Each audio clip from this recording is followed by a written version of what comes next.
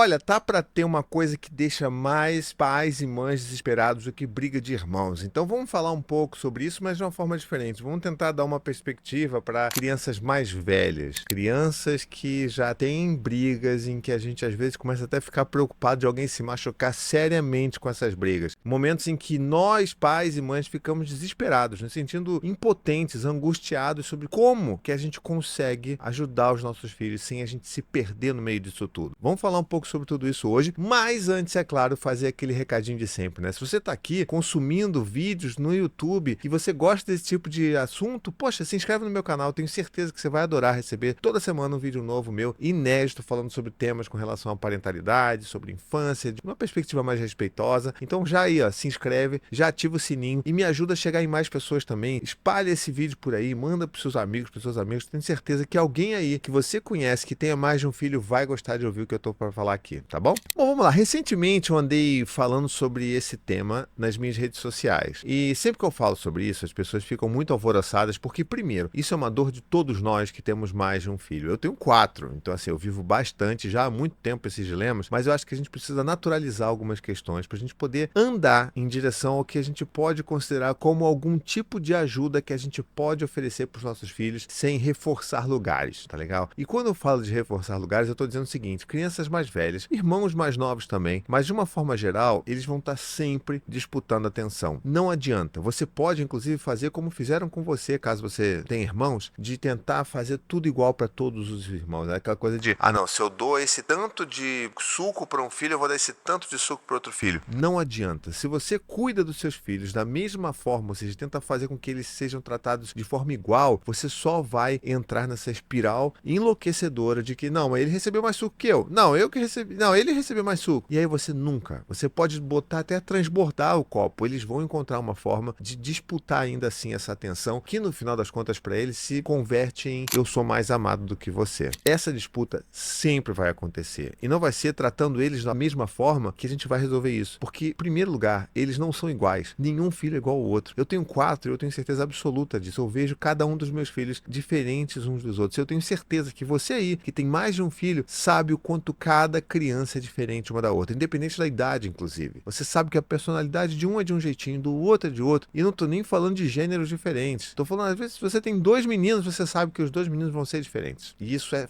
fato. Então, se você oferece uma tratativa igual para os dois, a tendência que você não esteja atendendo a necessidade de nenhum dos dois é muito grande, porque você não está pensando no que cada um precisa, você está pensando no que você precisa oferecer para você não dar motivo para briga. E bom, não é assim que a gente deveria estar pensando em cuidar dos nossos filhos, e sim em como que a gente poderia ajudar eles a terem as suas necessidades atendidas, né? Então, se a gente pensa dessa forma, como é que a gente consegue entender que isso ajuda, por exemplo, num conflito entre irmãos? Bom, vamos pegar o exemplo do suco. Se eu tenho os 2 filhos disputando por suco, eu posso muito bem colocar, olha, eu vou colocar um pouquinho de suco aqui, um pouquinho de suco aqui. Ah, você botou mais para ele. Você acha que eu botei mais suco pro seu irmão, é? Caramba, não me parece. Mas veja, não tem problema, a gente não tá aqui disputando quem tem mais suco que o outro. Então, assim, suco é para você beber e tá tudo bem. Assim como a água. Se eu boto água para você, tá tudo bem. Eu vou botar água para você matar sua sede. Então, se você terminar esse suco ou terminar esse copo d'água e quiser beber mais um pouco, a gente tem aqui nessa garrafa, olha. Dá para botar mais para você, não tem problema nenhum. O importante é você estar satisfeito com a quantidade de suco que você bebeu, porque você tem a sua barriguinha e você tem a sua saciedade. É claro, não vamos falar saciedade para uma criança pequena que ela não vai entender nada, mas você entendeu onde eu quero chegar. Corta pro outro filho, você vai falar, filho, mesma coisa para você, tá? Não importa quanto que ele tem. Eu me preocupo com quanto que você quer tomar. Se esse pouquinho for muito pouco para você, não tem problema. Você toma isso depois que você terminar de almoçar, a gente bota mais para você ficar satisfeito. O que importa é que vocês dois se sintam satisfeitos. Isso vai acontecer com quantidades diferentes de suco, porque vocês são diferentes. E eu, como pai de vocês, ou mãe, se você for a mãe e estiver assistindo isso daqui, o meu trabalho é fazer com que vocês se sintam satisfeitos. E não um melhor que o outro. Entende como aí a gente consegue eliminar de uma forma muito eficiente a origem da disputa? Entendendo que essa disputa vai existir, entendendo que os nossos filhos são diferentes. E aí a gente consegue mostrar para eles que, olha, não importa muito quanto cada um vai ter, o que importa é que para mim você é tão importante que eu quero que você esteja satisfeito. Você também, tá, filho? Eu quero que você se sinta satisfeito, independente do que acontece com o seu irmão. E aí a gente dá para eles essa segurança de, então não preciso disputar com meu irmão, porque afinal de contas, se eu precisar de mais, ele vai me dar mais, né? Minha mãe vai me dar mais, então, né? Agora, é claro que falando isso aqui, calminho, num vídeo, todo bonitinho, parece muito fácil. Na prática, é bem mais difícil. Mas isso é, por exemplo, uma forma que a gente tem de entender como que a gente lida com essas diferenças. Outra coisa importante é a gente entender que a nossa posição numa briga de irmãos, se a briga tá pegando, primeiro a gente vai ter que garantir que ninguém se machuque. Eu, enquanto adulto da relação, tenho que colocar minha autoridade em cena e falar, olha, eu não vou deixar vocês se machucarem. Ou se você chegou tarde demais, por algum motivo qualquer, e eles já se machucaram, a primeira coisa que a gente faz é sempre cuidar de quem está ferido. Sobretudo quando tem um potencial realmente grande de se machucarem quando eles são mais velhos, que é o foco aqui dessa conversa. Então, peraí. Não, parou tudo. Se alguém se machucou, vamos cuidar. E aí você vai lá, cuida do filho que se machucou. Você tenta envolver o outro filho que talvez tenha sido o causador da dor e... Peraí, vamos aqui cuidar que ele se machucou. Peraí, depois a gente conversa sobre o que aconteceu aqui. Vamos lá, vamos cuidar. Primeiro, a gente cuida de quem está ferido. Isso é o primeiro passo. O segundo passo é a gente entender que nós não somos juízes e nós não somos aqueles que, vamos dizer assim, determinar a sentença e executar a sentença. Isso não é o nosso papel. O nosso papel, como pai de irmãos, como mãe de irmãos, é de ser mediadores. Nós precisamos entender que nós somos mediadores. Eu não posso entrar numa briga entre irmãos e falar você está certo, você está errado. Você é a vítima, você é o culpado. Porque se a gente entra nessa, a gente só vai estar reforçando papéis. Ou seja, aquele filho que é a vítima vai se sentir indignado, sofrido e entender que aquele papel é o dele, de ser a vítima, enquanto que o outro vai entender que o papel dele é o de agressor, porque é isso que ele faz. E ele pode, inclusive, fazer essa conexão de que o problema não foi ele ser o agressor, porque isso é a personalidade dele, porque a gente acaba reforçando esses papéis. Esse filho, ele pode acabar entendendo que, bom, se esse é o meu papel, o problema não é eu ser assim, o problema é que ele me entregou. E aí a gente acaba retroalimentando uma já rusga existente, uma disputa que existe, uma briga, um ressentimento que existe entre esses irmãos. Ou seja, a culpa é dele que eu me dei mal. Ainda mais se você punir, a gente já sabe muito bem, eu falo isso há anos, que a punição não é o melhor caminho para a gente educar os nossos filhos. Se você ainda punir o seu filho que bateu no outro, a gente só está reforçando ainda mais, porque ele não vai ficar triste de ter percebido que, poxa, eu não devia ter batido no meu irmão. Ele vai ficar com mais raiva do próprio irmão, porque na cabeça daquela criança, ainda mais quando é criança mais velha, a culpa deles ter se dado mal ali é do irmão, entende? A gente às vezes não percebe, mas a gente está reforçando esses lugares de disputa entre os irmãos, e o nosso papel é de mediar. O que significa isso? Significa que eu posso entrar ali e falar, peraí, vamos lá, fala o que aconteceu, filho,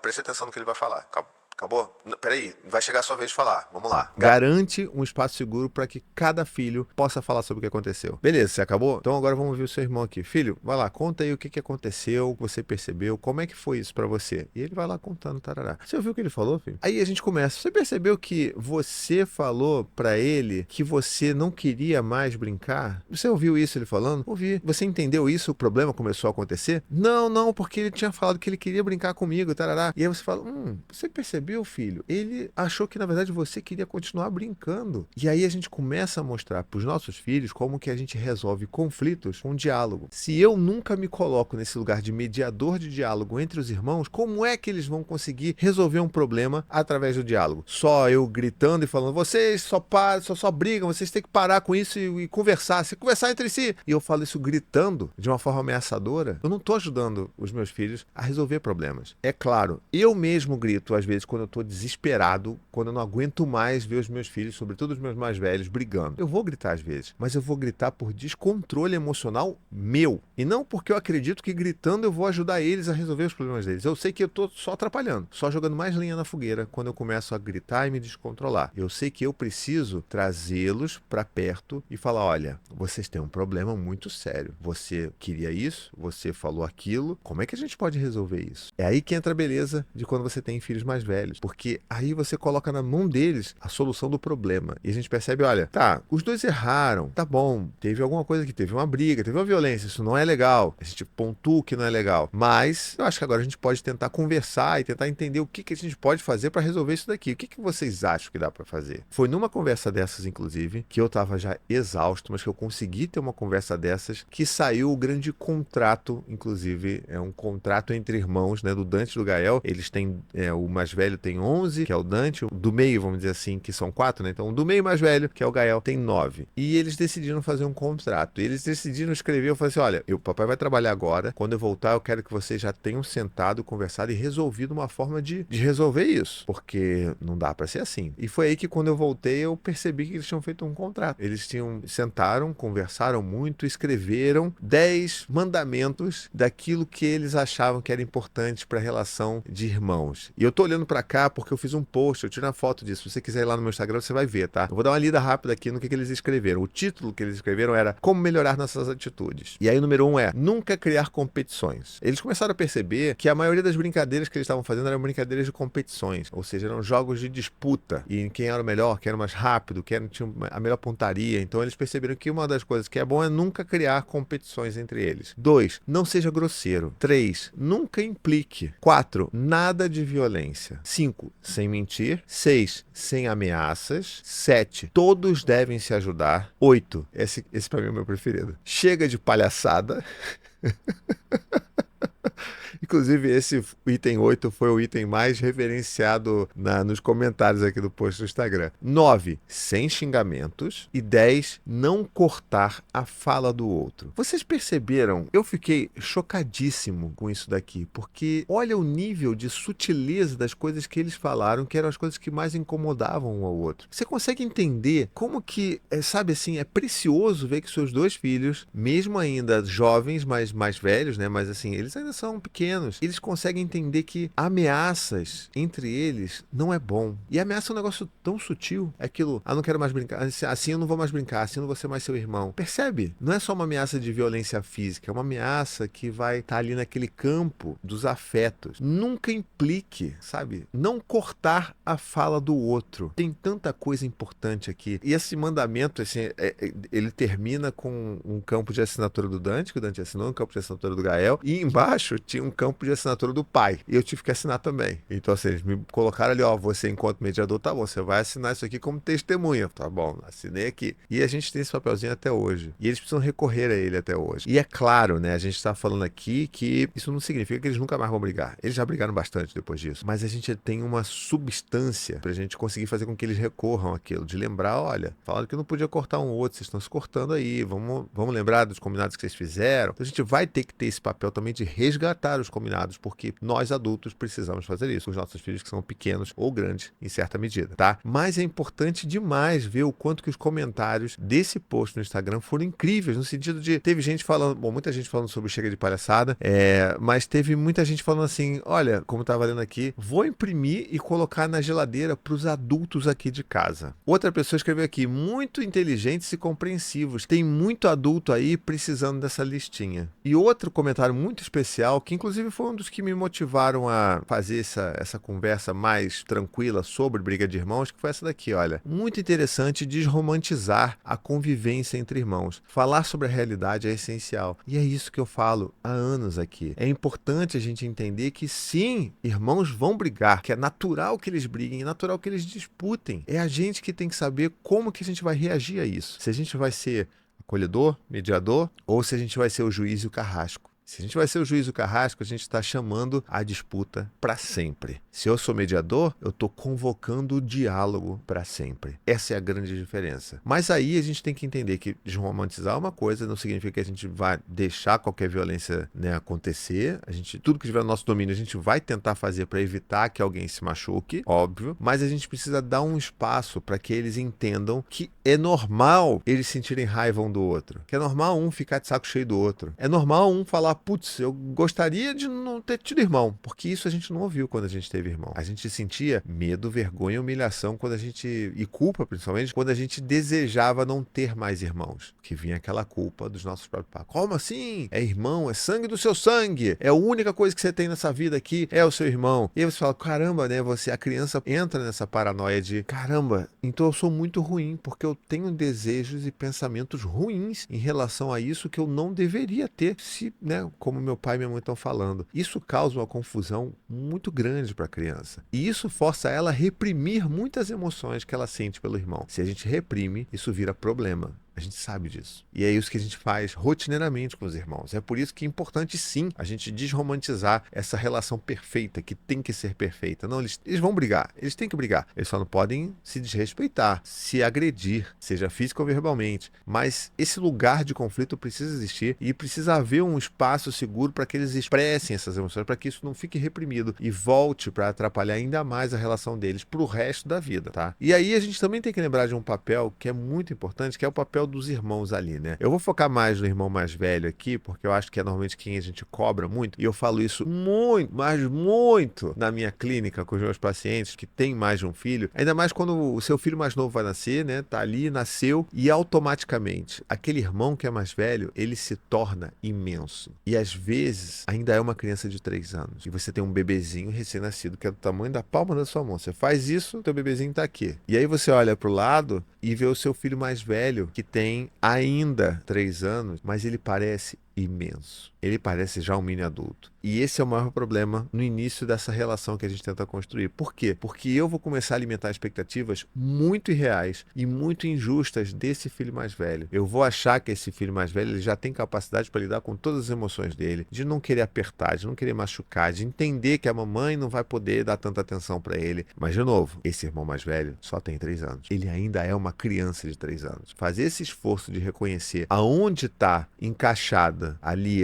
a idade e o desenvolvimento do seu filho mais velho é fundamental para a gente entender como que a gente vai ajudar os nossos filhos a lidarem com essas grandes mudanças da vida. Independente, eu estou falando de 2 filhos aqui, mas isso vai acontecer quando você tiver 3, se você tiver 4, 5, não sei. Mas sempre vai acontecer na chegada do irmão mais novo. Então é importante a gente também ter isso em mente. E é importante também a gente perceber que muitas vezes a gente pede muito e cobra muito do irmão mais velho, porque existe esse imaginário absurdo de que o irmão mais velho ele tem que ser o responsável. E quando a gente reforça esse papel, a gente está dando para os nossos filhos mais velhos a mensagem de que, olha, o seu papel aqui, você só é amado e você só pertence a essa família se você for o filho responsável. O filho responsável é aquele filho que reprime tudo, porque ele precisa ser adulto. Ele precisa ser controlado. E se ele precisa ser isso tudo, ele vai precisar reprimir um monte de emoção. E isso vai voltar no futuro também. Então, entender que o mais velho, ele precisa ter garantido para ele um espaço para ele errar, um espaço para ele sentir raiva, um espaço para ele ser irresponsável, porque ele continua sendo uma criança, ou um pré-adolescente, ou um adolescente. E eles vão continuar sendo irresponsáveis. A gente não sabe, não tem noção. E se você é um irmão mais velho ou irmã mais velha, você sabe disso. Da pressão que o irmão mais velho possui quando chega um irmãozinho. E isso não é tão justo assim para esse irmão mais velho. Na maioria das vezes, ele continua sendo uma criança. E a gente tá ali, ó, releva isso. Ah, mas o seu irmão é pequenininho. Ah, mas ele é bebê. Poxa, filho, você é tão grande. Ah, não dá. Pô, assim, também você vai querer tudo do seu jeito. Abre mão. E a gente tá sempre pedindo pros nossos filhos mais velhos abrirem mão, cederem, tolerarem comportamentos inadequados dos seus irmãos em relação a eles, tolerarem pequenas violências, pequenas agressões. E bem, isso daí não vai ajudar em nada a relação que a gente quer que os nossos filhos tenham entre si, porque o outro vai estar se sentindo injustiçado 99% do tempo.